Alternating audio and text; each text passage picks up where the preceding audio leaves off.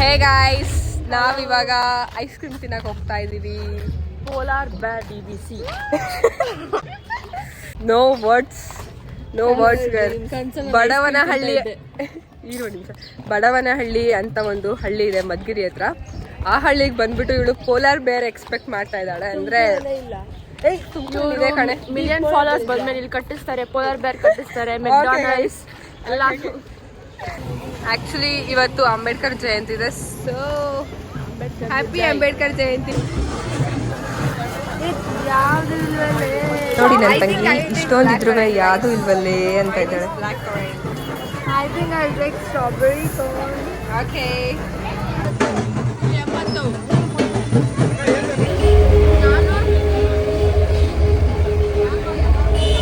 Ice cream ಎಲ್ಲ ತಿನ್ಕೊಂಡು ನಾವು ಹೊರಟಿದ್ದು ಮನೆಗೋ ಅಥವಾ ಮದುವೆ ಮಂಟಪಕ್ಕೋ ಅನ್ನೋದು ನಿಮ್ಗೆ ಗೊತ್ತಾಗುತ್ತೆ.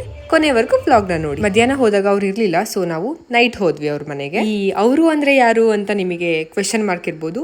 ಅವರು ಯಾರು ಅಂತ ಹೇಳಿದ್ರೆ ರತ್ನಕ್ಕ ಅಂತ, ರತ್ನ ಬಡವನಹಳ್ಳಿ. ಆಕ್ಚುಲಿ ಇವ್ರ ಬಗ್ಗೆ ಹೇಳಲೇಬೇಕು. ನಮ್ಮಮ್ಮ ಮತ್ತೆ ನಮ್ಮ ಆಂಟಿ ಅವರಿಗೆಲ್ಲ ತುಂಬಾ ಆಪ್ತರು, ತುಂಬಾ ಫೇವ್ರೇಟ್ ಆಂಟಿ. ಅಲ್ಲ ಅಕ್ಕ. ಇವರು ನಮಗೆ ಹೇಗ್ ಪರಿಚಯ ಅಂತ ಹೇಳಿದ್ರೆ, ನಾವು ಚಿಕ್ಕವರಿದ್ದಾಗ ಬೇಸಿಗೆ ರಜದಲ್ಲಿ ಊರಿಗೆ ಹೋದಾಗ ಇವರು ಹಳೆ ಮನೇಲಿ ಇದ್ರು. ಅವಾಗ ಅಂದ್ರೆ ವಯರ್ ನೆಟ್ ಇತ್ತು ಆ ಮನೆ. ಸೊ ಅಲ್ಲಿಗೆ ಆಟಾಡಕ್ಕೆ ಅಂತ ಹೋಗ್ತಾ ಇದ್ವಿ ನಾವು. ಇವಾಗ ಅದೇ ಜಾಗದಲ್ಲಿ ತುಂಬಾ ಚೆನ್ನಾಗಿರೋ ಮನೆ ಕಟ್ಟಿದ್ದಾರೆ. ನನಗಂತೂ ತುಂಬಾ ಇಷ್ಟ ಆಯ್ತು. ಸೊ ಇವತ್ತಿನ ಸೆಂಟರ್ ಆಫ್ ಅಟ್ರಾಕ್ಷನ್ ರತ್ನಕ್ಕ ಅವರ ಮನೆ. ಇಷ್ಟು ಡೇರ್ ಆಗಿ ನಾನು ಅವ್ರ ಮನೆ ವಿಡಿಯೋ ಮಾಡಿ ಹಾಕ್ತಾ ಇದ್ದೀನಿ ಅಂದ್ರೆ ನೀವೇ ತಿಳ್ಕೊಳ್ಳಿ, ಅವ್ರ ಮನೇಲಿ ಅವ್ರು ಬಿಟ್ಟು ಇನ್ನೇನು ಅಷ್ಟು ವ್ಯಾಲ್ಯೂಬಲ್ ಥಿಂಗ್ಸ್ ಇಲ್ಲ. ಇಫ್ ಇನ್ ಕೇಸ್ ಕಳ್ಳರು ಬಂದ್ರುವೆ ಅವರೇ ಏನಾದ್ರು ಇವ್ರಿಗೆ ಅಂತ ಇಟ್ಬಿಟ್ಟು ಹೋಗ್ಬೇಕು. ಯಾರ ಮನೆಗೆ ಹೋದಾಗ ಏನ್ ಕೊಡ್ತಾರೋ ಗೊತ್ತಿಲ್ಲ ನಮಗೆ.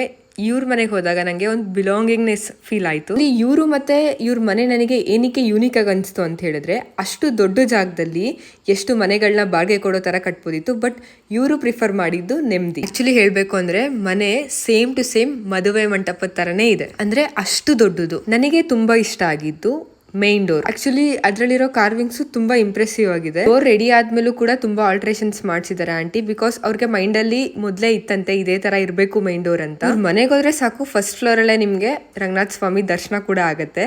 ಕಿಟಕಿಲೇ ಕಾಣುತ್ತೆ ಪೂರ್ತಿ ದೇವಸ್ಥಾನ. ಮತ್ತೆ ಆಂಟಿ ಧ್ಯಾನ ಕ್ಲಾಸಸ್ ಕೂಡ ಮಾಡ್ತಾರಂತೆ. ಸೊ ಯಾರಾದ್ರೂ ಬಡವನಹಳ್ಳಿ ಅವರು ವಿಡಿಯೋಸ್ ನೋಡ್ತಾ ಇದ್ರೆ ಹೋಗ್ಬಿಟ್ಟು ಧ್ಯಾನ ಕ್ಲಾಸ್ಗೆ ಜಾಯ್ನ್ ಆಗಿ. ನಾವು ಹೋದಾಗ ಜಲ್ದಿ ಕೂಡ ಇದ್ದಿದ್ರಿಂದ ದೇವಸ್ಥಾನ ಅಂತೂ ತುಂಬಾ ಚೆನ್ನಾಗಿ ಕಾಣಿಸ್ತಾ ಇತ್ತು. ನನಗೆ ತುಂಬಾ ಇಂಪ್ರೆಸಿವ್ ಅನ್ಸಿದ್ದು ಸ್ಟೇರ್ಸ್ ಹತ್ರ ಇರೋ ಸ್ಟೋನ್ದು ವಾಲ್ ಪೇಂಟಿಂಗ್. ಸ್ಪೆಷಲಿ ಈ ತರ ವಾಲ್ ಪೇಂಟಿಂಗ್ಸ್ ನಾನು ಟೌನ್ ಅಲ್ಲಿ ನೋಡಿದ್ದೆ, ಬಟ್ ಹಳ್ಳಿ ನೋಡಿದ್ದು ಖುಷಿ ಆಯ್ತು. ಅದ್ರಲ್ಲೂ ಇವ್ರ ಮನೇಲಿ ನೋಡಿದ್ದು ತುಂಬಾ ಖುಷಿ ಆಯ್ತು ನನಗೆ. ರತ್ನ ಆಂಟಿ ತುಂಬಾ ವರ್ಷಗಳಿಂದ ಹೀಗೆ ಅಂತೆ, ಆರ್ಟ್ ಮತ್ತೆ ಕ್ರಾಫ್ಟ್ ಬಗ್ಗೆ ತುಂಬಾ ಅಂದ್ರೆ ತುಂಬಾ ಇಂಟ್ರೆಸ್ಟ್.